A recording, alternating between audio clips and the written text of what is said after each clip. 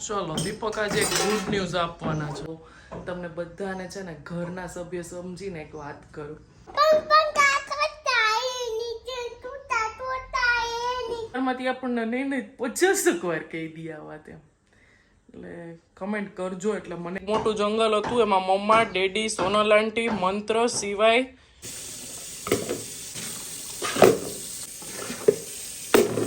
ચલો દીપક આજે એક ગુડ ન્યૂઝ આપવાના છે. જો અમે આ અમારી આમ તમને કહી શકાય અમારી વિડીયોની ખાસિયત, અમારે કોઈ દી સ્ક્રિપ્ટેડ વિડીયો ન હોય. મેં આમને આમ સ્ટાર્ટ કરી દીધું છે. કાલે સાંજે તે મને કઈ આપી હતી ગુડ ન્યૂઝ. અહીંયા છે ને આમ સરખું કેમેરાનું નહોતું આવતું એટલે અહીંયાથી લઉં છું. કાલ સાંજે તે મને એક ગુડ ન્યૂઝ આપી હતી, યાદ છે? કેન્ડી ને? હે કેન્ડી? ના ભાઈ ના.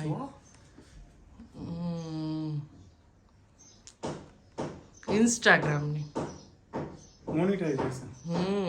કેટલી પોસ્ટ આપણે મૂકી છે? 49 કે 50? એવું કંઈક છે કંઈક. અમને તો ખબર નહોતી કે આમાંય મોનિટાઇઝેશન હોય. ખબર હતી આપણને? હા, જોતા હતા તો ખબર પડી. હા, એ લોકોનો આવ્યો ને મેસેજ. ના, એવું કંઈ નહોતું, અંદર થઈ ગયું એવું. નહીં નથી જોયું વસ્તુ. એમાં એવું હતું યુ આર મોનિટાઇઝ, બસ એવું લખેલું હતું. હા, હવે ખબર નહીં એમાં પેમેન્ટ મળે ન મળે એ આપણને હજી ખબર નથી. હા, એટલે આવું કંઈક છે અમારું. જય શ્રી કૃષ્ણ બધાને, જય જલારામ. કેમ છો બધા? 10:30 જેવો ટાઈમ થયો છે અને એક વિડીયોનું શૂટિંગ પૂરું કર્યું. કારણ કે કાલે કાંઈ શૂટ નહોતું કર્યું. ડેઈલી વ્લોગનું મેં કીધું હતું બટ નથી પોસિબલ. કારણ કે છોકરીઓને છે ને બે નવરાત્રિમાં અને ઈયાને તૈયાર કરવાની હોય, વહેલું રસોઈ હોય, પ્લસમાં કંઈક એકાદ ખાના ને એવું સાફ કરતા હોય, અને એના પ્રોજેક્ટ ચાલુ છે. નવરાત્રિ પછી ડાયરેક્ટ એક્ઝામ છે, એટલે એ બધી તૈયારી ચાલુ છે. અને બહુ અવાજ આવે છે સાચે. કંઈક ઉપર કામ ચાલુ છે, ખ્યાલ નથી શું ચાલુ હોય એટલે થોડુંક ડિસ્ટર્બન્સ થશે, સોરી એના માટે. એક મને જે રીતની કમેન્ટ્સ આવતી હોય ને બ્લોગમાં, તો તમને બધાને છે ને ઘરના સભ્ય સમજીને એક વાત કરું કે મારા મમ્મીને મેં 2 દિવસ પહેલાં ફોન કર્યો હતો. હિયાએ ગ્રીન ચણિયા ચોલી પહેર્યા હતા ત્યારે. તમારા બધાની પણ બહુ સરસ સરસ એમાં કમેન્ટ્સ હતી. તો મેં કીધું કે મમ્મી તે ફોટો જોયો કે નહીં, બહુ સરસ લાગતા હતા હિયાને એમ. તો મને કહે કે નહીં, અત્યારે મેં વોટ્સએપ, યુટ્યુબ બધાનો અપવાસ લીધો છે એમ. એટલે નવરાત્રિમાં એ ઘર દીઠ બધા એક નવરાત્રિનો ઉપવાસ કરતા જ હોય, એકટાણા કરતા હોય. કોઈ આખો દિવસ રાંધેલું ફરાળ પણ ન કરતા હોય, સાંજે સીધા એકટાણા કરતા હોય, એવી રીતે હોય. એટલે આ ઉપવાસ તો કરતા જ હોય બધા, પણ એની સાથે આ ઉપવાસ પણ કરવો જોઈએ. હું પણ કરતી, પણ ક્યારે આપણે આ વિશે વાત નથી કરી. હમણાં ઘણા વખતથી નથી કરી, કારણ કે હમણાં હું આમાં એક્ટિવ હોઉં યુટ્યુબમાં, એટલે પોસિબલ નથી. પણ આ નવરાત્રિમાં એક દિવસ તો એક દિવસ કરવો છે, એ ફાઇનલ છે. એટલે મારા મંતવ્ય અનુસાર જો ઉપવાસ કરવો જોઈએ ને, તો એક દિવસ ક્રોધ ન કરવો જોઈએ, એક દિવસ નેગેટિવિટી ન કરવો જોઈએ, WhatsApp, social media, YouTube, Insta એનો કરવો જોઈએ ઇફ પોસિબલ. બિઝનેસ રિલેટેડ હોય જેન્ટ્સ લોકોને તો આ પોસિબલ નથી, આપણી વાત છે. પછી એક દિવસ આખો દિવસ હું પોઝિટિવ રહીશ, એવું પણ વિચારવું જોઈએ. કોઈની ટીકા નહીં કરું, કોઈની વાતમાં નહીં આવું. એક દિવસ હું અને મારા ભગવાન બે જ, અમે એ જ વિચારોમાં રહીશ એમ, કે જેણે મને આ પૃથ્વી ઉપર જન્મ આપ્યો છે એનું બધું ધ્યાન ધરીશ એમ આખો દિવસ. કોઈની ઈર્ષા નહીં કરું. આ ઉપવાસ પણ કરવા જોઈએ. સાચું કે નહીં, એક કમેન્ટ જરૂરથી કરી દેજો, બરાબર? અને ચલો વ્લોગમાં આગળ વધીએ. અંશીબેનને લેવા જવાનો પણ હમણાં ટાઈમ થઈ જશે, પેલા થોડું ઘણું કામ છે, પતાવી લો. તું આજે અંશુ સ્કૂલે શું લઈ ગઈ હતી? પ્લે હાઉસે શું લઈ ગઈ હતી? અને એની સાથે ફિનિશ કર્યું? ઓકે, તો અંશુબેન લંચ બોક્સમાં જે એનું મેનુ હોય એના એકોર્ડિંગ લઈ જાય છે, બરાબર ને? ઊભી રહે. હાલો, ઊભી થઈ જાવ હમણાં. શું કરે તું?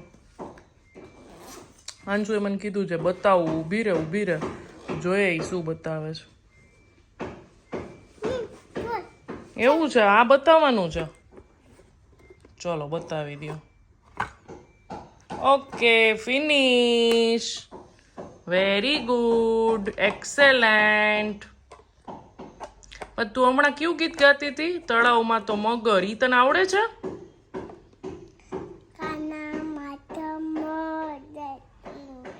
જોરથી બોલ. બિલીને આવ્યા ચક્કર.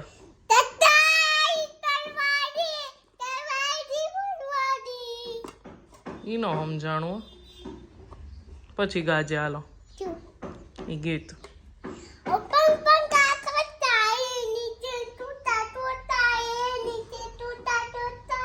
नीचे कुत्ता सोता है नहीं, नीचे चुन्नू सोता है. ऊपर पंखा चलता है, नीचे चुन्नू सोता है. ओके. જો અત્યારે છે ને હેર વોશ કર્યા. હિયા અંશીને લઈને આવી ને પછી સવારે ફટાફટ નાહી લીધું હતું કારણ કે એટલો બધો ટાઈમ નહોતો. અત્યારે હેર વોશ કર્યા અને હિયાને આજ કરવાના છે. એને 2-3 દિવસ થઈ ગયા ને તો હેર આમ સ્ટીકી થઈ ગયા છે. હા હા, અમારે છે ને આંસી જે એક વાતની રટ લઈએ ને એ ભૂલે જ નહીં. તમે અત્યારે એને છે ને એક બિસ્કિટ ખાવા છે દોન. તો ઈ અમારા ઘરમાં નથી અને બીજા છે તો ઈ ન ચાલે એમ. ઈ એટલે ઈ જ ખાવાના એમ. તમારા છોકરાઓ આવું કરતા હોય ને તો પ્લીઝ મને કમેન્ટ કરજો. લીધી હોય ને જે વાત એ ભૂલે જ નહીં. તમે ગમે તે રવાડે ચડાવો. એટલે મેં એને કીધું મેં મારા જે જરાક હેર સુકાય ને પછી હું તને લઈ આવી દઉં અહીંયા પાછળથી. એટલી વારમાંથી આપણને નહીં 50 વાર કહી દી આ વાત એમ. એટલે કમેન્ટ કરજો એટલે મને એમ ન થાય કે મારે એકને જ આ દુઃખ દર્દ પીડા છે એમ. બરાબર ને? જો આ જે વિડીયો ચાલુ છે ને એટલી વારમાં 2 વાર કહી દીધું. હા, બિસ્કિટ ખાવું છું. લઈ આવી દે ને. કેતો કે ચલો જમવાની થાળી છે રેડી. રીંગણા બટેટાનું શાક, તુવેરની દાળ, સલાડ, સંભારા, ભાત ને છાસ. અહીંયા છે આપણા ફ્રેન્ડ્સ ને આંસીબેન બગાડ કરે છે બેઠા. એની રોટલી નથી ખાવી. રોટલી છે આમાં, કોઈને ખાવી નથી. અમારે દાળ ભાત શાક જ ખાલી ખાવા છે. 2 ધુરંધર ડાન્સ કરવા જઈ રહ્યા છે. કયો ડાન્સ કરવાનો છે? બોલ, કયો કરવો છે?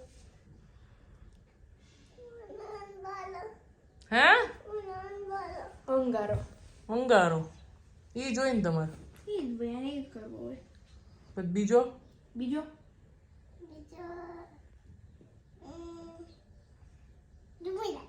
ઘૂમે ગાડી. ઓકે.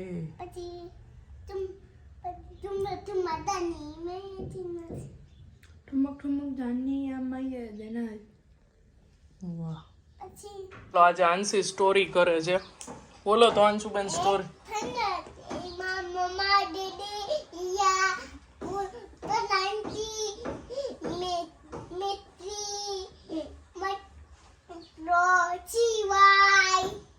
બધા રહેતા હતા. એક મોટું જંગલ હતું. એમાં મમ્મા, ડેડી, સોનલ આંટી, મંત્ર, સિવાય, મૈત્રી. યા ક્યાં વહી ગઈ હતી ત્યારે?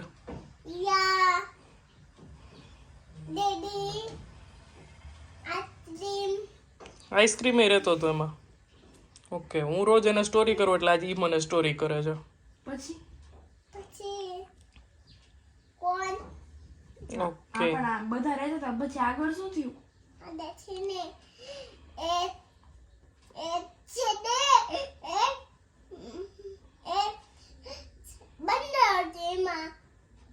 બંદર હતું. ઓકે, હાલો હવે સુઈ જાઓ બધા. હાલો. ચિપ્સ હોય, શાક રોટલી સિવાય બધું હતું એમ કહી દે ને. બરાબર ને? જાઓ ને હવે.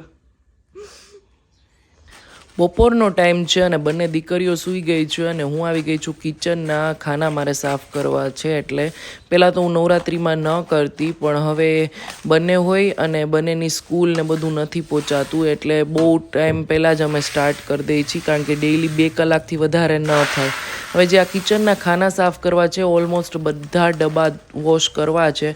તો વાસણમાં જો બધું સામાન લઈએ ને તો એટલા વળી પાછા વાસણ સાફ કરવા, કારણ કે અમુકમાં બોરિક પાવડર દીધેલા હોય, અમુક વસ્તુ એ રીતની હોય, તો આપણા વાસણો ઓબ્વિયસલી બગડવાના જ છે. એટલા માટે ન્યૂઝપેપર ઉપર બધું રાખેલું છે. અને એક કમેન્ટ આવી હતી કે કિચન ઓર્ગેનાઇઝેશન વિશેની ટિપ્સ આપો. તો હું મારી બધા કઠોળિયાને એ આ રીતના એરટાઇટ ડબ્બામાં રાખી છે. એટલે ભેજવાળું વાતાવરણ હોય, અમુક વાર આપણે વધારે વસ્તુ સ્ટોર કરી લેતા હોય સિઝનની, કિલો 2 કિલો એ રીતની, તો એ આમાં બગડતી નથી. તો પહેલાં સારી રીતે એને વોશ કરી લીધા છે. પછી એમાં જે પાણીના હોય ને, જે મોતિયા કહે ને, એ ન થઈ જાય એના માટે એને કપડાથી સાફ કરી લીધા અને એને હવે સૂકવવા માટે રાખી દીધા છે. અને નાસ્તા માટેના આ રીતના ઊભા ડબ્બા આવે, જે થોડાક સ્પેસ હોય, જેમાં એમાં 4 થી 5 પેકેટ્સ સાથે રહી શકે એ રીતના ડબ્બામાં રાખું છું. આ કોઈ એરટાઇટ નથી હોતા, બસ આ રીતના હોય છે ડબ્બા. પણ એમાં કંઈ વસ્તુ બગડતી નથી, કારણ કે મોસ્ટલી હવે જે પેકેટ્સ આવે ને એ બધા ઝીપવાળા હોય છે. અત્યારે ઘરના નાસ્તામાં ખાલી આ એક જ જે શક્કરપારા મેં બનાવ્યા હતા ને એ જ છે. બાકી બધો ઘરનો નાસ્તો પૂરો થઈ ગયો છે. ને જે ચેવડો હોય ને એ હું સ્ટીલના ડબ્બામાં રાખું છું. પણ બીજું બધું જો સ્ટીલના ડબ્બામાં રાખીએ ને, જે બેઠા ઘાટના આવે છે એમાં, તો છોકરાઓને લેવામાં અને ગોતવામાં ને બધું બહુ પ્રોબ્લેમ થાય છે. એટલે સન્ડે હોય કે વેકેશન હોય, છોકરાઓને 2 થી 3 વાર આવી રીતની ભૂખ લાગે ને તો એની જાતે લઈ શકે. એટલા માટે નીચેની સાઈડ જ રાખું છું, એટલે એ બંને એની જાતે લઈ શકે છે. હવે આ કઠોળ છે એ ભરી દેશું અને એને પણ ગોઠવી દેશું આ રીતે. જે આ કઠોળના ડબ્બા છે ને, એમાં એક ટિપ્સ છે કે તમે છે ને જે રેગ્યુલરના ચોખા હોય, ખાંડ હોય, દાળ હોય, તુવેરની દાળ ઘણાના લોકો ઘરે ડેઈલી બનતી હોય, એ મોટા ડબ્બામાંથી નહીં, ડાયરેક્ટ આ ડબ્બામાં કાઢો. આનાથી છે ને કામ ફટાફટ થશે. સવારમાં ટિફિન હોય, વર્કિંગ વુમન હોય, બાળકો નાના હોય, ઘરે બહુ વધારે પ્રમાણ ગેસ્ટનું રહેતું હોય, તો આ રીતે કામ ફટાફટ થશે. જો આ ખાંડ છે અને બાસમતી ચોખા છે, ખીચડી છે, ભેળવેલી છે, એ બધું હું, આ શીરા માટેનો લોટ છે, એ બધું હું નાના ડબ્બામાં કાઢીને રાખું છું. અને જે સવારમાં જોતી હોય ને વસ્તુ, પૌવા છે, તળવાની હોય, વેફર ફરાળ માટે, તો એ બધું અહીંયા જ રાખું છું, જે મને ઇઝીલી હાથમાં આવી જાય. હવે અમારે અહીંયા છે ને જે સ્ટીલના ડબ્બા આપણે રેગ્યુલરના જે હોય ને બધું આપણે રાખતા હોય, વધારે સામાન, ચોખા અને લોટ હોય, મસાલા હોય, એ આ રીતના પોળા કરાવેલા છે. એટલે પાછળ છે ને અથાણાની બેણી છે, મસાલાની બેણી છે, એ બધું પણ રહી જાય. અને આમાં વચ્ચે આ રીતની આટલી સ્પેસ રહેતી હતી. ડબ્બા રાખી દઈને પછી ડબ્બા અમે જ્યારે માપનું જ કરાવેલું હતું ખાનું, પણ ઉપર આટલી સ્પેસ રહેતી હતી જેનો કોઈ યુઝ ન થઈ શકે. પછી અહીંયા એક પાટિયું મુકાઈ દીધું હતું. એટલે આપણે શાકની થેલી છે, બ્લેન્ડર છે, ચોપર છે, પછી મહેમાન આવ્યા હોય ત્યારે જે નાસ્તા માટેની પ્લેટ્સ જોતી હોય તો એ પણ આપણે ઇઝીલી અહીંયા રાખીએ ને નીચે, તો આપણને ફટાફટ હાથમાં આવી જાય. પછી આ રીતની જે વસ્તુ છે, રાઈના કુરિયા છે, મરી છે, તજ છે, મેથી છે, સંચળ, પછી સાજીના ફૂલ હોય, મેથીના કુરિયા હોય, બેકિંગ પાવડર હોય, એવી ઘણી નાની મોટી વસ્તુ હોય જે આપણે જોતી જ હોય વારંવાર.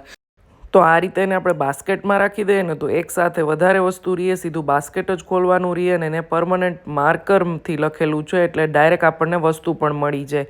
અને જો અમારે હવે બંને ઉઠી પણ ગયા છે, એટલે હવે કાંઈ કામ નહીં થાય, હવે આપણું બધું કામ પૂરું. અને રાત્રે બનાવ્યા હતા મેં ઉત્તપમ, બહારથી ખીરું લઈ લીધું હતું ને ચટણી ઘરે બનાવી હતી, ને મને થોડુંક ક્રિસ્પી જોઈએ એટલે એ જ પહેલાં કહી દઉં. અને અહીંયા મારા હિયાબેન પણ રેડી થઈ ગયા છે. તો કેવો લાગ્યો વિડીયો એ કમેન્ટમાં મને જરૂરથી કહેજો. અને તમારી કોઈ પણ કમેન્ટ હોય તો એ મને કહેજો. જય હિન્દ, જય ભારત, આવજો બધાય.